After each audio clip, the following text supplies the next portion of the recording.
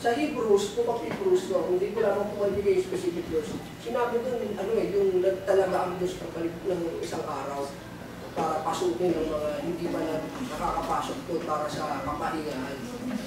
So hindi na yung literal na seventh day, no, na sang-ayon sa kautusan ni Moses na ini-insist ng mga tagapagturo ng kautusan sa panahon ng Panginoon Jesus. Sa atin ngayon, nakakamit natin ng kapahingahan, ang Sabat, yung po kasi sabihin ng Sabat, kapahingahan, kapag tayo lumalapit. Paano natin ipinapakita yung ating paglapit sa kay Kristo? So yung ating pananampalataya, pagsunod sa kanyang mga kautusan, yung ating pakikipagkaisa sa kanyang kamatayan, yung pagbautismo, yung kanyang mga kautusan. Yun po yung kasagutan, yung prinsipyo. Ibig sabihin ang Sabat, hindi na napapanahon niya yun. Hindi napapanahon na kaya ang unang araw na sa linggo. Ilang pautosan ni Kristo, di ba? Ang Sabat, wala na.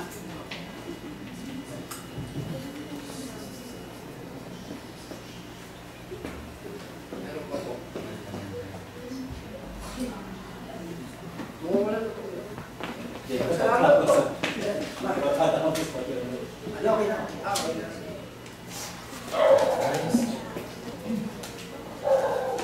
Pero mga kapatid, sa tayo pinumako na sa ating bahagi, yung katanungan ni kapatid na hindi medyo tinutukoy mo yun sa Saturday, kasi na po yan, tapos na po yun.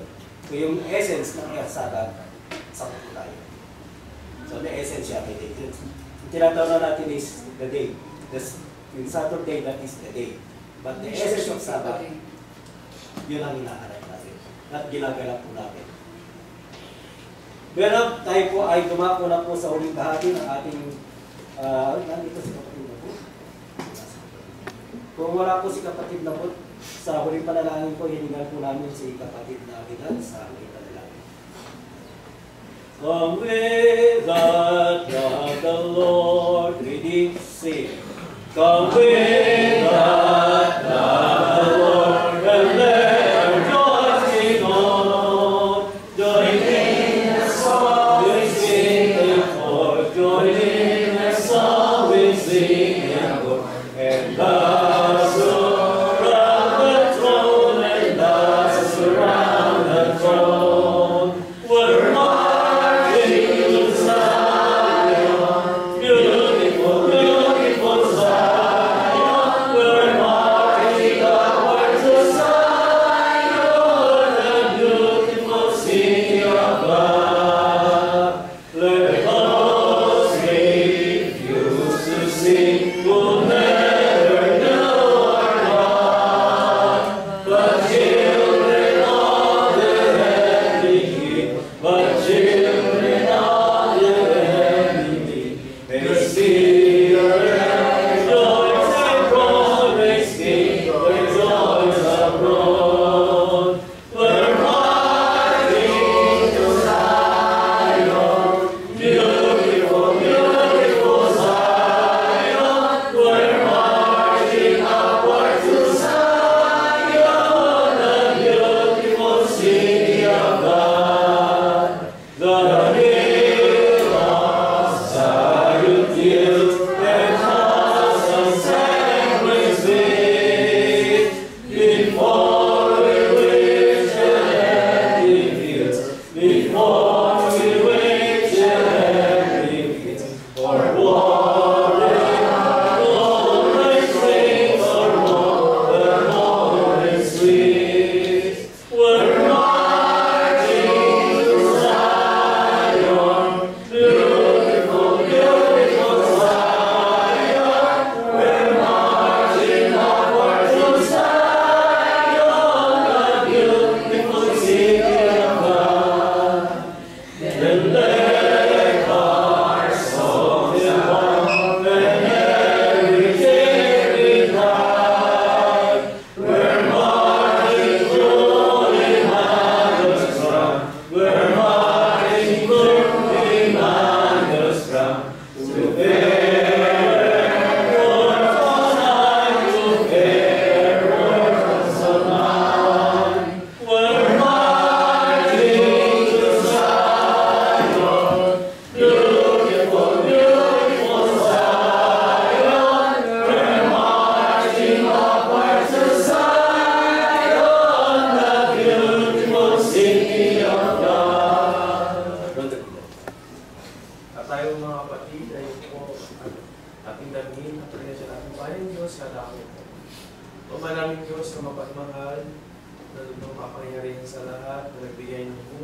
bawat isa sa amin. Kami, Panginoon, ay nagpapasalamat na muli kami, Panginoon, ay pinagkalooban mo na yung mga salita na nawa, Panginoon, ay mapagpalakas sa bawat isa sa amin. Maraming salamat muli, Panginoon, sa pagkakataon na may binigyan mo ng buhay. Bigyan po kami, Panginoon, ng kalakasan upang ganapin ang iyong pinagbibilin sa bawat isa sa amin. Nawa, Panginoon, ang aming pagpupuri at pag-aawitan ay nakalugod sa iyong harapan, Panginoon. Ipapasalamat din kami, Panginoon, sa mga tagapagturo na iyong ginamit upang kami, Panginoon, ay maturuan, ma-leksyonan ang iyong mga salita at nawa, Panginoon, ang mga salita nito ay umiimo sa aming mga puso at isipan upang magamit namin, Panginoon, sa sanlibutan aming kinaragyan ngayon, Panginoon. Humihingi kami, Panginoon, ng paggabay sa bawat oras na aming gagawin sa aming buhay, Panginoon. Alam namin, Panginoon, kayo ay nandyan sa mga problema na aming mararanasan. Nawa, Panginoon, ang bawat isa ay maging matatag, hindi sumalima lamang sa kanilang pag-iisip, kundi sa iyo, Panginoon. Pinapanalangin din po namin, Panginoon, ng mga tagapagturo ng aming iglesia. Nawa, Panginoon, sila ay inyong gabayan. Nawa, Panginoon, ay magkaroon sila ng malakas na pangangatawan ng sa gayon, Panginoon, na ang iyong iglesia ay maging matatag sa ang mandago ng mundo, Panginoon. Pinapanalangin din po namin, Panginoon, ang mga leader ng aming bansa. Nawa, Panginoon, ang kanilang desisyon ay nauukol at maging kalugod-lugod ng Panginoon sa inyong panahon. Gawa sila ay hindi maging makasarili at kanilang mga sarili lang ang iniisip sa kanilang gagawin desisyon para sa panahon. Pinapanalangin din po namin, Panginoon, ang mga kapatiran namin na may karamdaman. Ang mga kapatiran namin na may karamdaman, hindi lang sa pisikal, kundi sa kanilang mga emosyonal. Panginoon, kayo na po ang bumabay sa kanila na sa gayon ang mga desisyon nilang gagawin ay maging karapat-dapat sa iyong harapan, Panginoon.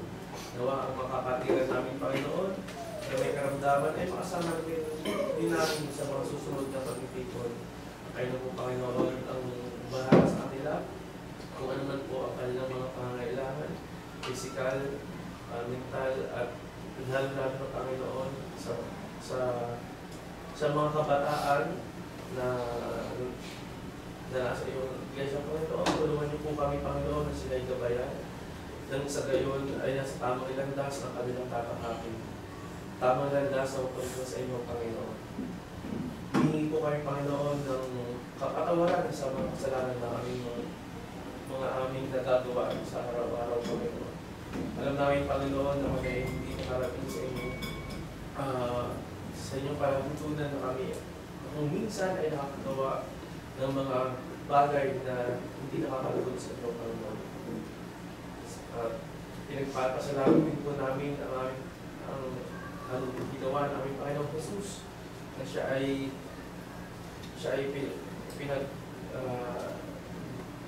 ginamit niya ang sarili ng sabihin kami magkaroon ng pagkakataon na magkaroon ng kaligtasan.